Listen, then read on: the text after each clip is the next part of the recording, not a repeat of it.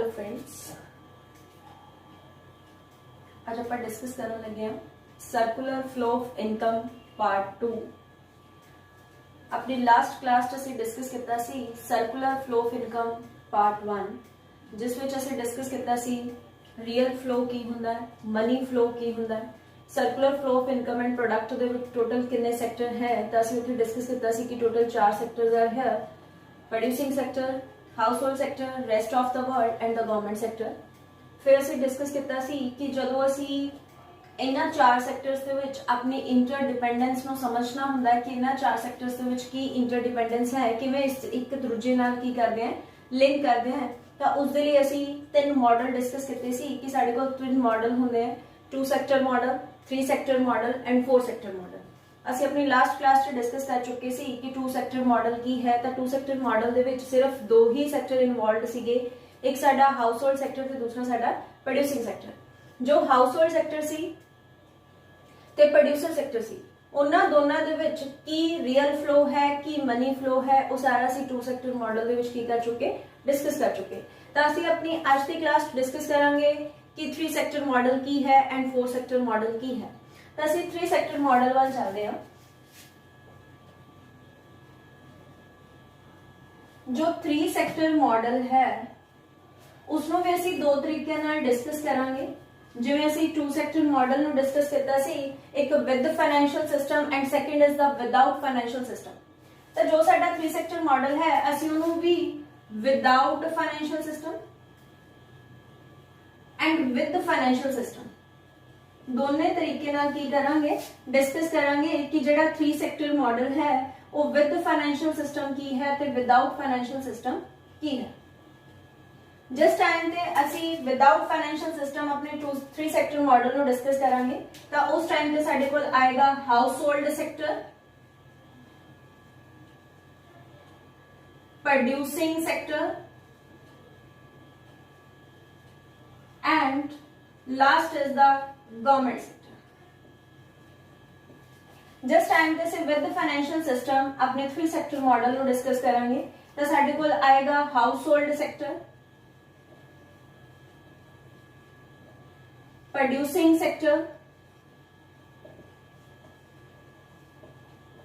Government sector and last is the financial market।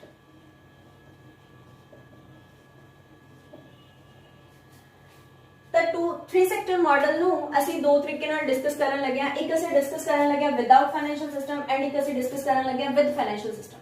ਜਦੋਂ ਅਸੀਂ without financial system 3 sector model ਨੂੰ discuss ਕਰਦੇ ਹਾਂ ਤਾਂ ਉਸ ਦੇ ਵਿੱਚ ਆਉਂਦਾ ਹੈ household sector, producing sector and government sector. ਜਦੋਂ ਅਸੀਂ 3 ਸੈਕਟਰ ਮਾਡਲ ਨੂੰ ਵਿਦ ਫਾਈਨੈਂਸ਼ੀਅਲ ਸਿਸਟਮ ਡਿਸਕਸ ਕਰਦੇ ਹਾਂ ਤਾਂ ਉਹਦੇ ਵਿੱਚ ਆਉਂਦਾ ਹੈ household sector, producing sector, government sector and the financial market. ਹੁਣ ਅਸੀਂ ਸਮਝਣਾ ਕੀ ਹੈ ਕਿ ਜਿਹੜਾ 3 ਸੈਕਟਰ ਮਾਡਲ ਹੈ ਉਸ ਦੇ ਵਿੱਚ ਆ ਤਿੰਨੋਂ ਸੈਕਟਰਸ ਆਪਸ ਦੇ ਵਿੱਚ ਕਿਸ ਤਰੀਕੇ ਨਾਲ ਇੰਟਰਲਿੰਕਡ ਹੈ, ਕਿਸ ਤਰੀਕੇ ਨਾਲ ਇੱਕ ਦੂਜੇ ਤੇ ਕੀ ਹੈ, ਇੰਟਰਡਿਪੈਂਡੈਂਟ ਹੈ।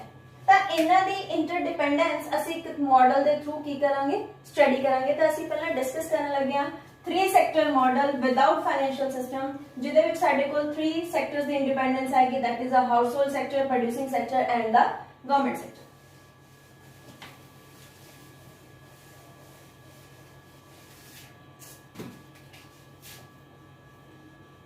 Three sector model without financial system।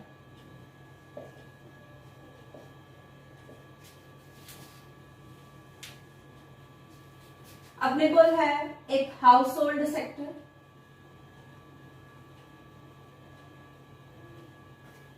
एक है प्रोड्यूसिंग सेक्टर,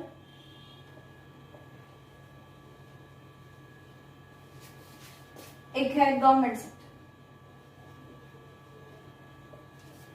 तो total 3 sector model without financial system ਦੇ ਵਿੱਚ ਸਾਡੇ ਕੋਲ 3 ਸੈਕਟਰ ਹੈ, household sector, producing sector and government sector. ਹੁਣ ਅਸੀਂ ਡਿਸਕਸ ਕਰਾਂਗੇ ਕਿ ਹਾਊਸਹੋਲਡ ਸੈਕਟਰ ਦਾ ਪ੍ਰੋਡਿਊਸਿੰਗ ਸੈਕਟਰ ਨਾਲ ਕੀ ਲੈਣਾ ਦੇਣਾ, ਪ੍ਰੋਡਿਊਸਿੰਗ ਸੈਕਟਰ ਦਾ ਹਾਊਸਹੋਲਡ ਸੈਕਟਰ ਨਾਲ ਕੀ ਲੈਣਾ ਦੇਣਾ, ਹਾਊਸਹੋਲਡ ਦਾ ਗਵਰਨਮੈਂਟ ਸੈਕਟਰ ਨਾਲ ਕੀ ਲੈਣਾ ਦੇਣਾ, ਗਵਰਨਮੈਂਟ ਦਾ ਹਾਊਸਹੋਲਡ ਸੈਕਟਰ ਨਾਲ ਕੀ ਲੈਣਾ ਦੇਣਾ, प्रोड्यूसिंग सेक्टर गवर्नमेंट सेक्टर ते किवें डिपेंडेंट है and government sector producing sector ते किस तरीके नाल की है डिपेंडेंट है।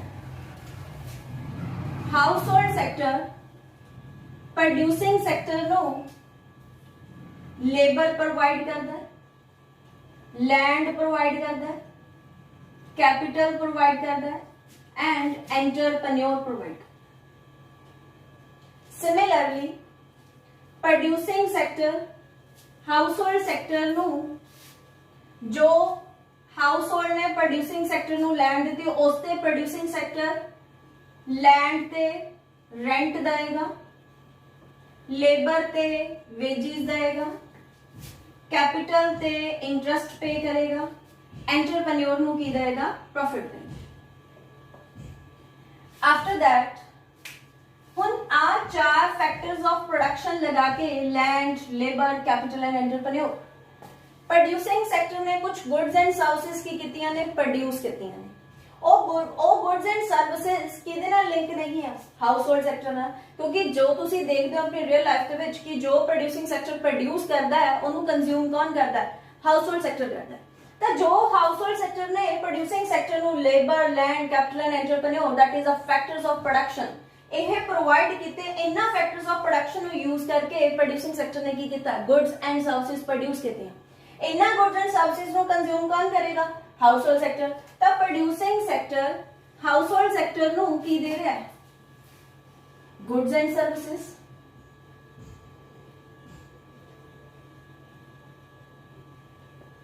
ਆ ਜੋ ਹਾਊਸ ਹੋਲਡ ਸੈਕਟਰ ਨੇ ਪ੍ਰੋਡਿਊਸਿੰਗ ਸੈਕਟਰ ਨੇ ਹਾਊਸ ਹੋਲਡ ਸੈਕਟਰ ਨੂੰ ਗੁੱਡਸ ਐਂਡ ਸਰਵਿसेज ਪ੍ਰੋਵਾਈਡ ਕੀਤੀਆਂ, ਇਹਦੇ ਬਦਲੇ ਵਿੱਚ house hold sector producing sector नु इज द एक्सपेंडिचर की करेगा, पे करेगा, that is your consumption expenditure.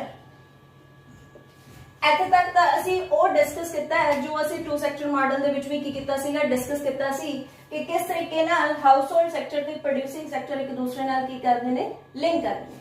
ਹੁਣ ਜੋ ਅਸੀਂ ਲਾਸਟ ਆਪਣੀ ਇੰਟਰਡਿਪੈਂਡੈਂਸ ਦੇਖਣੀ ਹੈ ਗਵਰਨਮੈਂਟ ਸੈਕਟਰ ਦੀ ਕਿ ਗਵਰਨਮੈਂਟ ਸੈਕਟਰ ਹਾਊਸ ਹੋਲਡ ਇੱਕ ਦੂਜੇ ਤੇ ਕਿਵੇਂ ਇੰਟਰਡਿਪੈਂਡੈਂਟ ਹੈ, गवर्नमेंट सैक्टर ते प्रोड्यूसिंग सैक्टर किस तरीके नाल एक दूसरे दे की है, डिपेंडेंट है। ਆਪਾਂ देखते हाँ कि गवर्नमेंट जो है वो साडे तो की लैंदी है, टैक्स लैंदी है।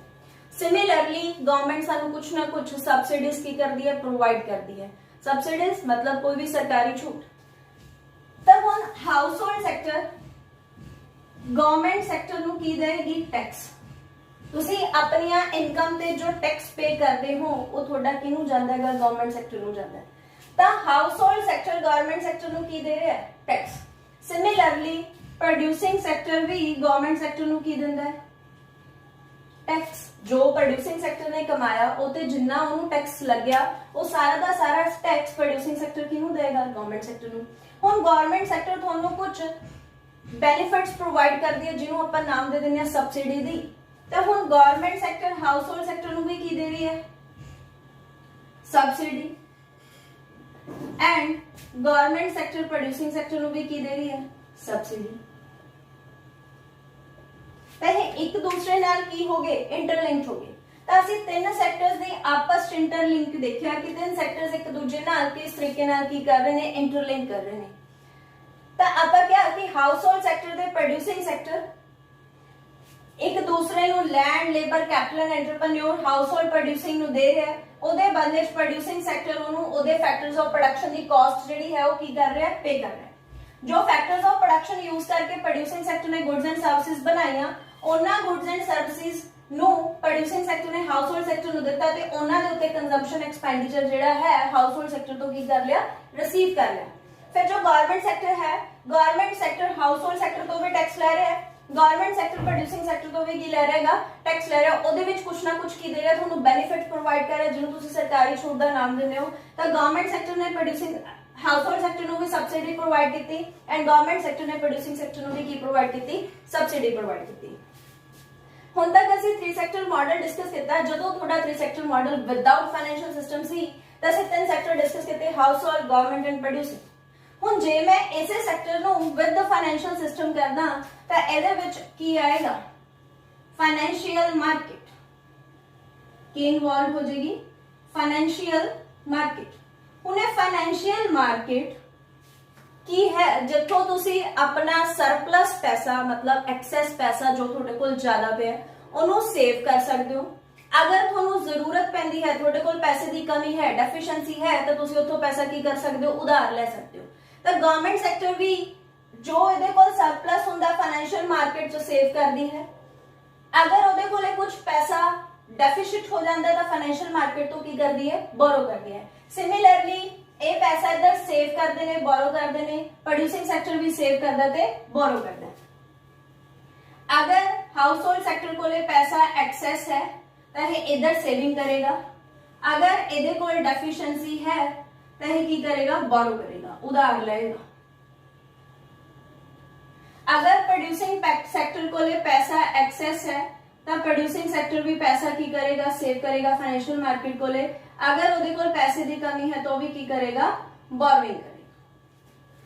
सिमिलरली गवर्नमेंट सेक्टर, अगर पैसा एक्सेस है तो गवर्नमेंट सेक्टर सेव करेगा, अगर पैसा घट है तो गवर्नमेंट सेक्टर की करेगा, बोरो करेगा। ये सीगा साडा 3 sector model with financial system and without financial system. Without financial system च साडे कोल सिर्फ 3 सेक्टर आंदे ने, house hold, producing and government. जदों असी ऐसे मॉडल नू, ऐसे सेक्टर मॉडल नू विद फाइनेंशियल सिस्टम करता तो साडे कोल कौन इन्वॉल्व हो जांदी है, फाइनेंशियल मार्केट, जिथों असी जरूरत पैन ते पैसा उधार लेने आ ते जे साडे कोल पैसा एक्सेस हुंदा ते असी उत्थे पैसा की कर दिंदे आंगे, सेव कर दिंदे आ। तां ये तीनों ही सेक्टर फाइनेंशियल मार्केट कोले पैसा सेव करदे ने ते तीनों ही सेक्टर फाइनेंशियल मार्केट तो पैसा की करदे ने, उधार लैंदे।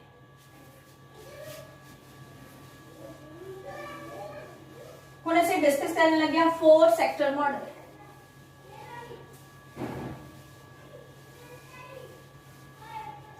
जिस टाइम के 4 सेक्टर मॉडल की गल करते हाँ, 4 सेक्टर मॉडल नू भी 2 तरीके नाल डिस्कस किया जाता है। एक 4 sector model with financial system and एक 4 sector model without financial system. 4 sector model without financial system and 4 sector model with financial system.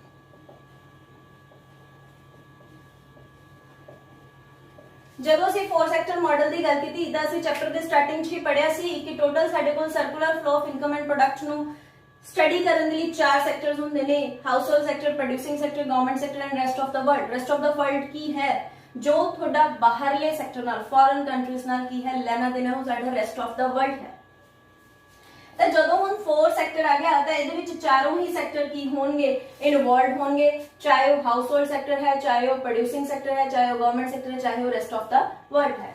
ਅਗਰ ਅਸੀਂ ਉਹਨੂੰ ਵਿਦਾਊਟ ਫਾਈਨੈਂਸ਼ੀਅਲ ਸਿਸਟਮ ਡਿਸਕਸ ਕਰਾਂਗੇ ਤਾਂ ਇੱਥੇ ਸਾਡੇ ਕੋਲ 4 ਸੈਕਟਰ ਆਣਗੇ।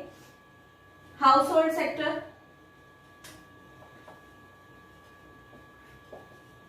second is producing sector, third is government sector and last is rest of the world, foreign sector। अगर ਅਸੀਂ ਇਹਨੂੰ with the financial system discuss ਕਰਦੇ ਹਾਂ ਤਾਂ ਸਾਡੇ ਕੋਲ ਆਂਦਾ ਹੈ household sector, producing sector,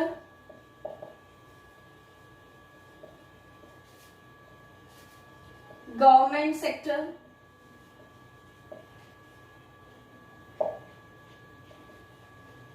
rest of the world।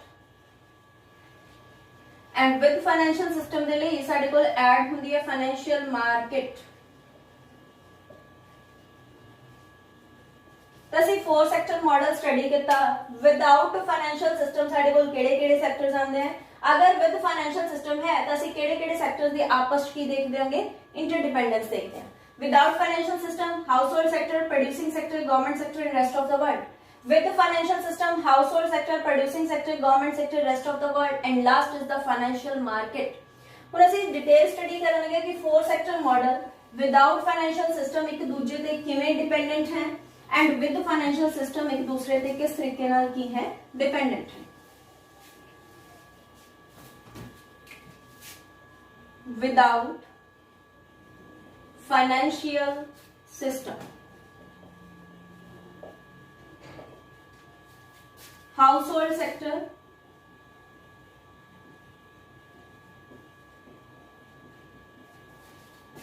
Producing sector,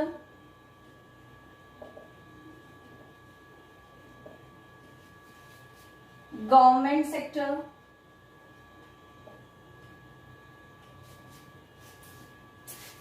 rest of the world। तो ਅਸੀਂ टोटल 4 सैक्टर ले ले, house hold, producing, government and rest of the world. हुण तुहानूं सारिਆਂ ਨੂੰ पता है कि house hold sector producing sector ਨੂੰ लैंड दिंदा है, लेबर दिंदा है, कैपिटल दिंदा है एंड एंटरप्रेन्योर दिंदा है। Similarly producing sector house hold sector ਨੂੰ ਇਹਦੇ ਉੱਤੇ फैक्टर पेमेंट्स करदा है, लैंड ਦੇ ਉੱਤੇ रेंट दिंदा है, लेबर ਨੂੰ वेजेस दिंदा है, कैपिटल ते इंटरेस्ट पे करदा है, एंटरप्रेन्योर ਨੂੰ ਕੀ ਦਿੰਦਾ ਹੈਗਾ, प्रॉफिट दिंदा है। फिर ਤੁਹਾਨੂੰ ਇਹ ਵੀ क्लियर है कि जो आ फैक्टर्स ऑफ प्रोडक्शन यूज करके प्रोड्यूसिंग सैक्टर ने गुड्स एंड सर्विसेज प्रोड्यूस कीतियां, ਉਹ प्रोड्यूसिंग सैक्टर ਕਿਹਨੂੰ ਦੇ ਦਿੰਦਾ ਹੈ, हाउस होल्ड सैक्टर ਨੂੰ ਦੇ ਦਿੰਦਾ ਹੈ, goods and services. And house hold sector जो गुड्स एंड सर्विसेज ले रहा है ਉਹਨਾਂ गुड्स एंड सर्विसेज ਦੇ ਉੱਤੇ ਕੀ प्रोवाइड ਕਰਦਾ ਹੈਗਾ, कंजम्पशन एक्सपेंडिचर। फिर ਤੁਹਾਨੂੰ गवर्नमेंट सैक्टर ਦਾ भी क्लियर है कि ਇਹ हाउस होल्ड ਤੋਂ टैक्स ਲੈਂਦਾ है ਤੇ हाउस होल्ड सैक्टर ਨੂੰ सब्सिडी ਦਿੰਦਾ है। Similarly government sector producing sector ਨੂੰ सब्सिडी प्रोवाइड करता है ਤੇ प्रोड्यूसिंग सैक्टर तो टैक्स की करता है, रिसीव करता है। ਇਹ ਚੀਜ਼ ਅਸੀਂ ਆਲਰੇਡੀ ਕੀ ਕਰ ਚੁੱਕੇ, ਕਲੀਅਰ ਕਰ ਚੁੱਕੇ 3 ਸੈਕਟਰ ਮਾਡਲ ਦੇ ਵਿੱਚ। ਇਸ ਤੋਂ ਪਹਿਲਾਂ ਆ ਦੋ ਸੈਕਟਰਸ ਦਾ ਰਿਲੇਸ਼ਨ ਅਸੀਂ 2 ਸੈਕਟਰ ਮਾਡਲ ਚ ਕੀ ਕਰ ਲਿਆ, ਸਟੱਡੀ ਕਰ ਲਿਆ। ਹੁਣ ਲਾਸਟ ਬਚਿਆ ਕੀ ਕਿ ਜੋ ਆ ਰੈਸਟ ਆਫ ਦਾ ਵਰਲਡ ਹੈ, ਇਸ ਰੈਸਟ ਆਫ ਦਾ ਵਰਲਡ ਨਾਲ ਵਰਲਡ ਦਾ ਹਾਊਸ ਹੋਲਡ ਸੈਕਟਰ ਨਾਲ ਕੀ ਲਿੰਕ ਹੈ, प्रोड्यूसिंग सैक्टर ਨਾਲ ਕੀ ਲਿੰਕ ਹੈ। ਦੇਖੋ ਜੋ प्रोड्यूसिंग सैक्टर है ਉਹ ਫੋਰਨ ਸੈਕਟਰ ਨੂੰ ਐਕਸਪੋਰਟ ਕਰਦਾ ਹੈ, ਸਮਾਨ ਬਾਹਰ ਭੇਜਦਾ ਹੈ ਤੇ ਉੱਥੋਂ ਸਮਾਨ ਬਾਹਰ ਮੰਗਵਾਉਂਦਾ ਹੈ। ਕੁਝ ਉਹਦੀਆਂ ਐਕਸਪੋਰਟਸ ਹੁੰਦੇ ਨੇ ਤੇ ਕੁਝ ਉਹਦੇ ਕੀ ਹੁੰਦੇ ਨੇਗੇ, ਇੰਪੋਰਟ ਹੁੰਦੇ ਨੇ। ਹੁਣ ਜਿਹੜਾ ਸਮਾਨ ਰੈਸਟ ਆਫ ਦਾ ਵਰਲਡ ਨੂੰ ਪ੍ਰੋਡਿਊਸਿੰਗ ਸੈਕਟਰ ਨੇ ਐਕਸਪੋਰਟ ਕੀਤਾ, ਉਸ ਐਕਸਪੋਰਟ ਤੇ ਪ੍ਰੋਡਿਊਸਿੰਗ ਸੈਕਟਰ ਨੂੰ ਕੀ ਰਿਸੀਵ ਹੋਏਗਾ, ਐਕਸਪੋਰਟ ਰਸੀਟਸ।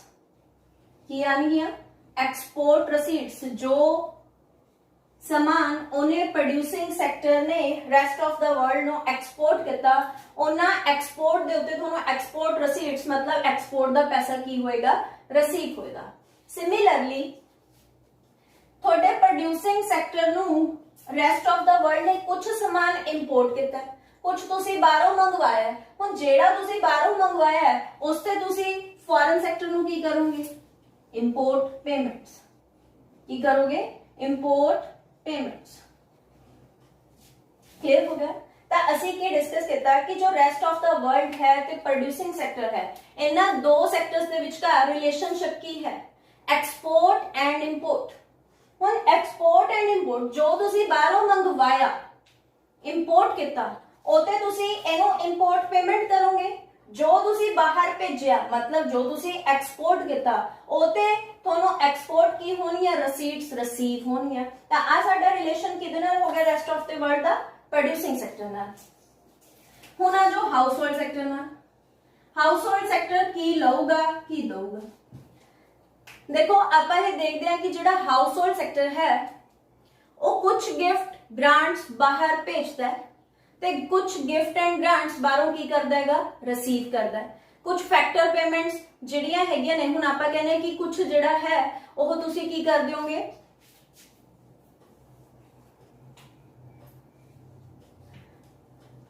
ਜਿਸ ਤਰੀਕੇ ਨਾਲ ਆਪਾਂ ਡਿਸਕਸ ਕਰਦੇ ਹਾਂ ਕਿ ਕੁਝ ਸਮਾਨ ਤੁਸੀਂ ਬਾਹਰ ਭੇਜਿਆ, ਤੁਸੀਂ ਆਪਣੀ ਲੇਬਰ ਬਾਹਰ ਭੇਜੀ, ਫੋਰਨ ਸੈਕਟਰ ਚ ਭੇਜੀ, ਤਾਂ ਉਹਨਾਂ ਸਾਰੀਆਂ ਚੀਜ਼ਾਂ ਦੇ ਉੱਤੇ ਤੁਹਾਨੂੰ ਕੀ ਹੁੰਦੀਆਂ ਨੇਗੀਆਂ, ਪੇਮੈਂਟਸ ਰਿਸੀਵ ਹੁੰਦੀਆਂ ਨੇ।